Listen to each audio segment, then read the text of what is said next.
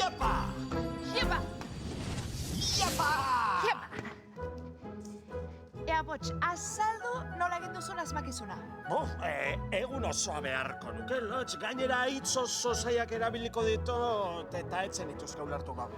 Baina saiatu eta nik ulertzen ez dudana galdetuko dizu. Ados, poliki noa, hau, motorra da. Hemen routerra dago. Internetera konektatzeko. Urrutiko agintean urtea sartzen duzunean, aktibatu egiten da. Pots, hori bakarrik, horretarako behar izan dituzu 2 aste? Lotz, nola hori bakarrik? Gauza pila badauzka, Nork uste duzu jarri ditula gauza hauek? Ados. Eta zertarako dira ba hauek? Ezertarako ez, baina oso polita geratzen dira. Orduan arazoa, routerrak, motorrak edo aginteak duen jakin behar dugu. Routerrak ez, gaur konektatu dut internetera. Eta aginteak ez da ere, pilak atzo aldatu nizkion eta. Ba orduan motorrak du arazoa! Tira, az gaitezen.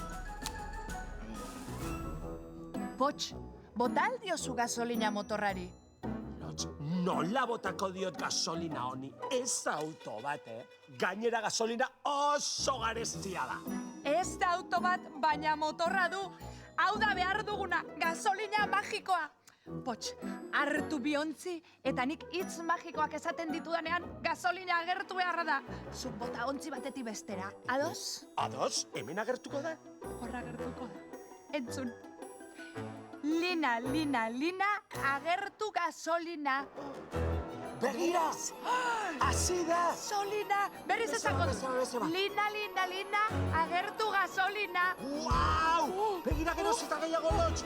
Lina, agertu gasolina. Lina, agertu gasolina. Uau! Lina, agertu gasolina. Uau, Potsepa gasolina. Zenbat! Hau izogarria da! Nahikoa dugula uste dut orain, motorrari bota beharko diogu. Eta horrela funtzionatuko duela uste duzu? Era bakarra dago jakiteko. Lotz! Baina ez duzu urte aukeratu! Kakazarra, magiarekin ere ez dut funtzionatu. Ara, ate magikoa, joan egin behar gara? Baina asmakizune? Utzi hor, gero torreko gara bila. Iepa!